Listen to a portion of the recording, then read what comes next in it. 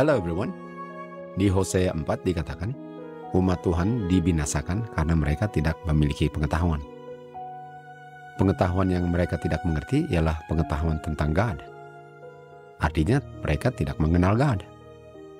Dari Yohanes 17 kita bisa mengerti bahwa mereka tidak mengenal atau mengetahui bahwa Bapa di surga adalah the only true God. Dan alasannya mengapa mereka tidak mengenal the only true God ialah karena mereka menolak Tuhan Yesus sebagai satu-satu anaknya God yang dibegotten dari Bapa. Rasul Paulus mengajarkan di 1 Korintus bahwa hanya ada satu God. Dan satu God itu adalah Bapa. Dan hanya ada satu Lord Jesus Christ. Namun tidak semua orang memiliki pengetahuan itu. Tuhan Yesus katakan di Yohanes 17 ayat 3, kehidupan kekal adalah untuk mengenal Bapanya, yang adalah the only true God. Yang Rasul Paulus katakan yang adalah satu God itu. Ajaran Trinitas mengajarkan bahwa satu God itu adalah Bapa, Anak, dan Roh Kudus.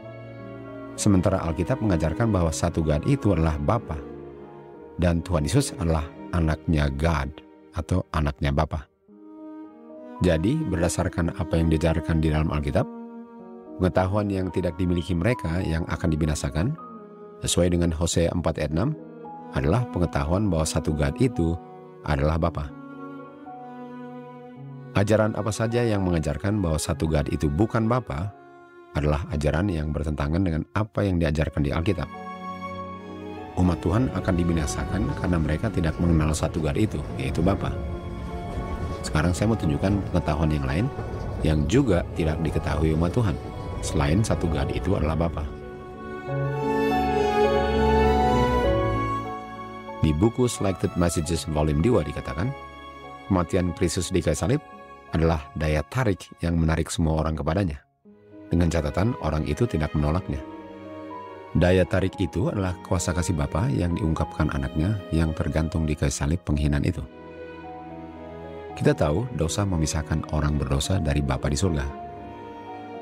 Tuhan Yesus datang ke dunia untuk mempersatukan kembali manusia dengan Bapa. Kematian anak Bapa di kayu salib adalah untuk menyingkirkan dosa yang memisahkan manusia dari Bapa. Dan penurutan kepada hukum Bapanya memungkinkan manusia untuk tidak perlu terpisah lagi dari Bapa untuk selama-lamanya, jika manusia percaya. Kita tahu manusia tidak perlu untuk buat satu apapun selain untuk berdosa, untuk anak Bapa merelakan dirinya mati menggantikan kematian orang berdosa. Rasul Paulus katakan, Bapa mengungkapkan kasih-Nya kepada manusia dengan anaknya mati menggantikan kematian orang berdosa, sementara manusia berada di dalam lumpur dosa.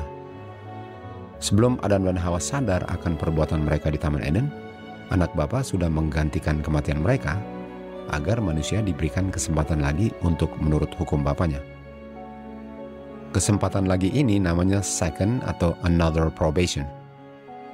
Another probation adalah kesempatan kedua yang diberikan manusia agar manusia tidak melanggar hukum Tuhan lagi sebelum efek pelanggarannya berlaku, yaitu kematian. Tanpa anak Bapa dengan sukarela memilih untuk mati kematian orang berdosa, maka kematian anak Bapa dengan penuh penghinaan di kayu salib adalah kematian kita semua tanpa kebangkitan untuk selama-lamanya. Kita semua akan mengerti apa artinya untuk terpisah tanpa harapan untuk diselamatkan kembali dengan Bapa untuk selama-lamanya jika Tuhan Yesus tidak memilih dan dengan sukarela mempersembahkan dirinya sebagai pengganti kematian manusia berdosa. Walaupun anak Bapa belum mati di kayu salib, tetapi kuasanya kasih Bapa sudah ada untuk menyelamatkan Adam dan Hawa pada saat mereka berdosa di Taman Eden. Di saat Adam dan Hawa berdosa, anak Bapa mempersembahkan dirinya sebagai penjamin orang berdosa dengan kuasa yang sama besarnya seperti ketika dia mati di kayu salib untuk mencegah kebinasaan yang diucapkan terhadap orang berdosa. Kematiannya di kayu salib ialah untuk memenuhi tuntutan justice Bapanya. Namun kuasa untuk menyelamatkan orang berdosa sudah berlaku segera setelah Adam dan Hawa berdosa di Taman Eden.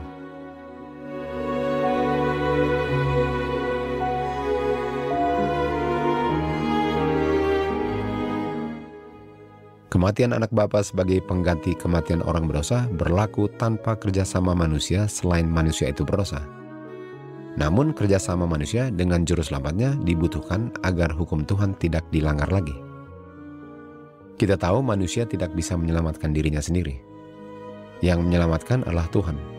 Dan bagian manusia ialah percaya. Kita juga tahu penurutan kita adalah pengungkapan iman kita kepada firman perintah instruksi Tuhan. Percaya bukan artinya hanya percaya tanpa melakukan perintahnya. Penurutan kita tidak menyelamatkan, karena penurutan kita adalah pengungkapan iman kita kepada yang sanggup untuk menyelamatkan. Oleh sebab itu, mari kita lihat apa kerjasama manusia dalam rencana keselamatan Tuhan untuk menyelamatkan orang berdosa. Langkah pertama menuju keselamatan ialah untuk merespon kepada daya tarik kuasa kasih Kristus. Daya tarik kuasa ini adalah daya tarik kuasa kasih Bapa yang diungkapkan anaknya yang tergantung di kayu salib. Kuasa kasih Bapa yang menyelamatkan Adam dan Hawa dari kebinasan kekal adalah kuasa Injil Kristus yang bagi Adam dan Hawa diungkapkan melalui korban persembahan binatang yang mereka persembahkan sebagai pengungkapan iman mereka kepada Juru Selamat yang nanti akan mati di kayu salib, mengganti kematian mereka. Adam dan Hawa diselamatkan oleh kuasa Injil Kristus sebelum anak Bapa mati di kayu salib. Mereka diselamatkan oleh kuasa kasih Bapa melalui iman, yang mereka ungkapkan imannya waktu mereka mempersembahkan korban binatang. Persembahan Kain mengungkapkan bahwa dia tidak beriman kepada pengganti kematiannya di kayu salib, waktu dia mempersembahkan buah-buahan hasil kerja tangannya, dan oleh sebab itu persembahannya ditolak. Sebaliknya, persembahan Habel diterima karena korban persembahannya mengungkapkan imannya kepada penggantinya yang nanti akan mati menggantikan kematiannya. Pekerjaan Habel dalam mempersembahkan korbannya tidak menyelamatkan, karena pekerjaan itu hanyalah untuk mengungkapkan imannya kepada Tuhan Yesus yang menyelamatkan.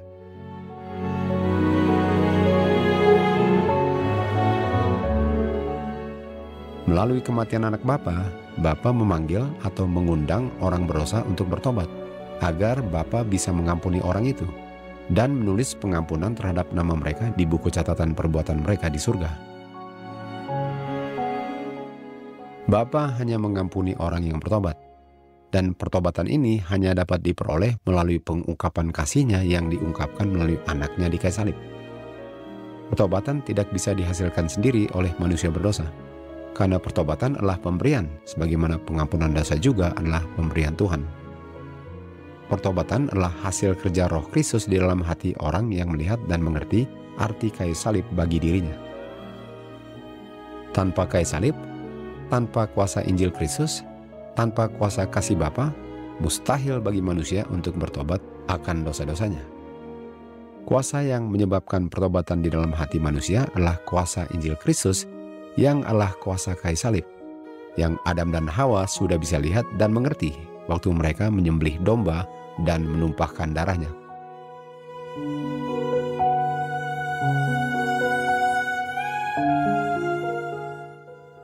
Tanpa pertobatan tidak ada keselamatan. Tanpa kematian anak Bapa, tanpa tumpah darah, tidak ada pertobatan, tidak ada pengampunan dosa, tidak ada penurutan, tidak ada second probation, tidak ada keselamatan. Anak Bapa yang kepadanya tidak dituntut untuk memberikan nyawanya bagi orang berdosa, namun dia memilih dengan sukarela untuk membayar hutang manusia berdosa dengan nyawanya. Maka kita semua diberikan kesempatan untuk memilih, untuk melakukan perintah-perintahnya sebagai pengungkapan iman kita kepadanya yang sanggup menyelamatkan kita dari dosa-dosa kita, sebesar dan sekeji apapun dosa kita yang telah kita lakukan. Dan jika kita merespon kepada kuasa kasih daya tarik kasih Bapa ini, menyerahkan dengan sepenuhnya hati kita kepada kuasa kasih karunia-Nya, maka Dia akan menuntun langkah-langkah kita, langkah demi langkah menuju pengetahuan penuh tentang dirinya. Yang Kristus katakan di Yohanes 17 ayat 3, inilah kehidupan kekal, jika mereka mengenal Engkau, yaitu Bapa, the only true God, dan Jesus Christ yang Bapa kirim untuk mengungkapkan kasih Bapanya, dan inilah kehidupan kekal kita. Kehidupan tanpa kematian untuk selama-lamanya tergantung dari apakah kita mengenal siapa Bapa. Kehidupan kekal kita sangat bergantung kepada pengetahuan kita tentang Bapa kita di surga, the only true God. One God, the Father of us all. Bukan one God yang terdiri dari Bapa yang sebenarnya bukan Bapa, dan Anak yang sebenarnya bukan Anak, dan Roh Kudus yang sebenarnya bukan Roh Kudus. Karena masing-masing hanya mengklaim nama Bapa, nama Anak, dan nama Roh Kudus.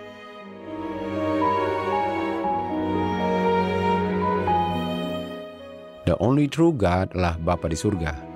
Dia adalah God, satu-satunya God. Tuhan Yesus adalah anaknya God, bukan God sebagaimana Bapa adalah God. Tuhan Yesus adalah God nature-nya, karena dia sesungguhnya adalah anaknya God. Tetapi Tuhan Yesus bukan God sebagaimana Bapanya adalah God dan adalah Bapanya Tuhan Yesus. Kalau kita tanyakan siapa Tuhan Yesus, jawabannya dia adalah anaknya God. Lalu kita tanyakan lagi, apa jenis makhluknya Tuhan Yesus? Jawabannya, jenis makhluknya Tuhan Yesus adalah God, karena dia adalah anaknya God. Sehingga jenis makhluknya atau nature-nya sama dengan Bapanya, yaitu the nature of God.